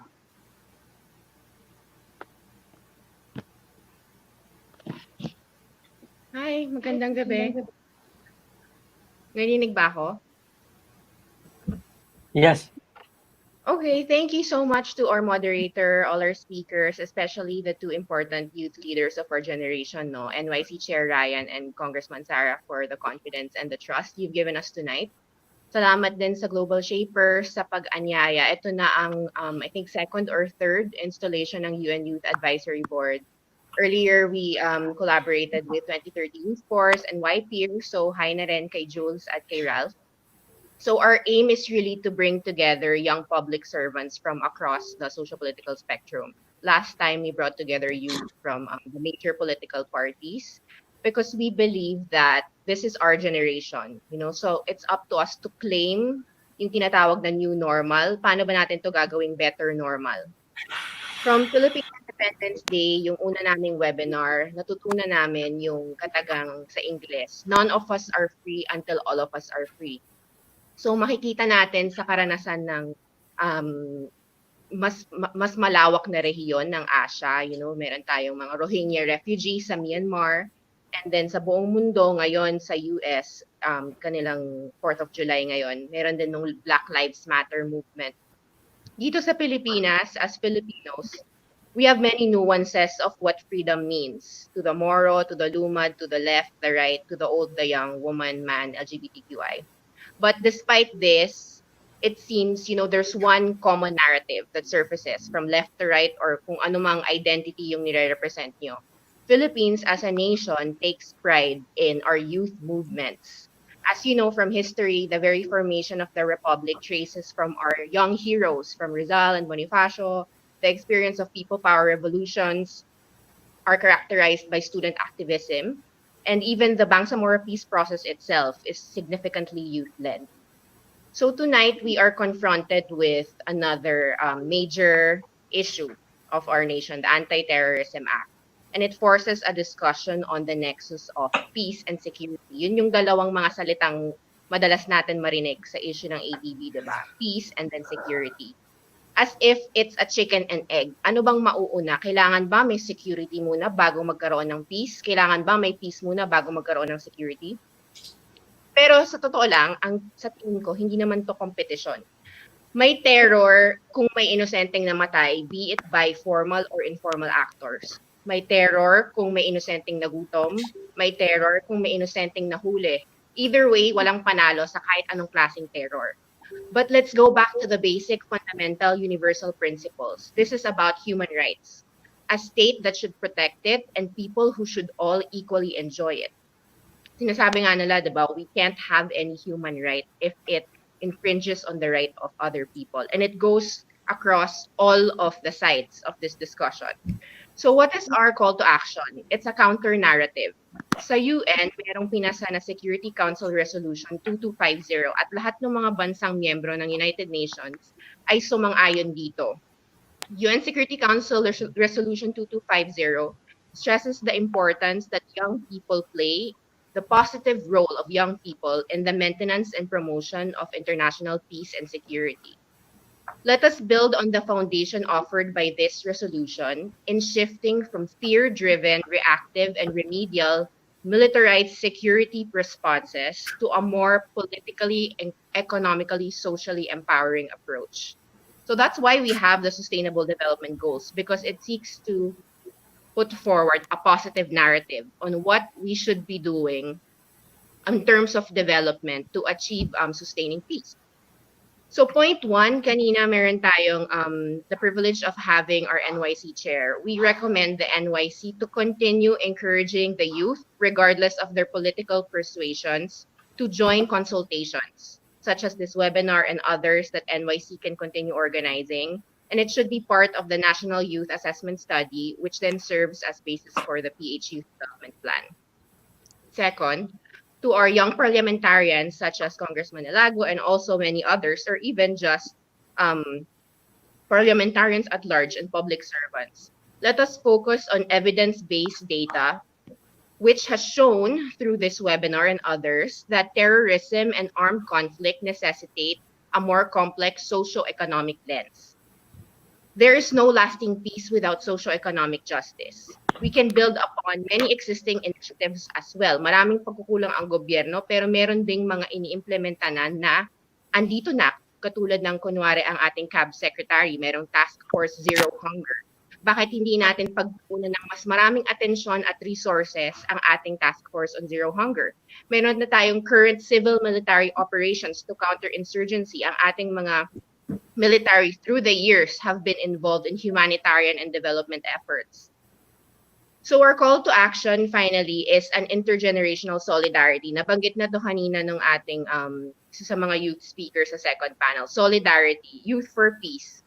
Kasama natin sa movement na to na tinatawag na Youth Peace Security ang mga kabataan sa iba't ibang mga bansa sa rehiyon at pati sa buong mundo. It's a counter-narrative that is less divisive and more values-driven. Ano ba yung mga values natin bilang isang generation? Because this is our generation.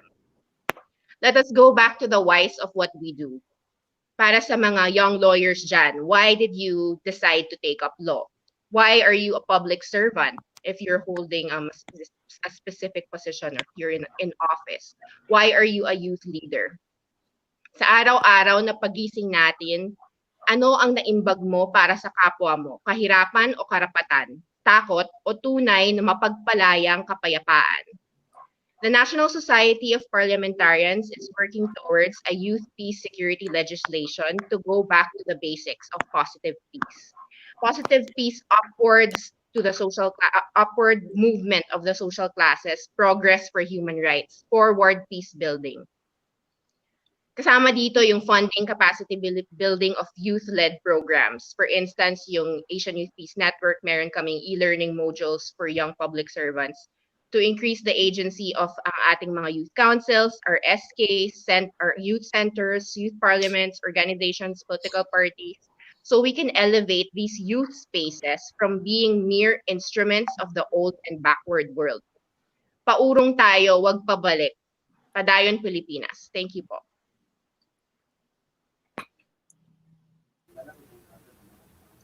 All right, maraming salamat, Ms. Regina, for that strong call to action. And I echo with you, especially about, you mentioned about intergenerational solidarity. So this is to encourage everyone now to take a stand, to advocate for critical thinking, and to uphold the Constitution and our human rights. And bago tayo mag-close, gusto ko lang muli pasalamatan ang ating organization partners. We have WASTE, we have Bridge 360, Reboot Philippines, UST-CBA Council, Youth Advocates for the Philippines, Sigaw ng Kabataan Coalition, EarthGuard USLS, SK San Rafael San Rodriguez Rizal, Lundoyan, and Youth for Human Rights and Democracy. Maraming salamat po muli sa mga tumutok sa ating discussion about this controversial anti-terror law. Please do follow us on our social media accounts dahil hindi ito ang una at huling episode ng Social Conversations. Marami pa, kaya keep posted. Again, on behalf of the Global Shapers Manila Hub, maraming salamat. This has been your host, Mark Joseph Laseste. Good evening, everyone.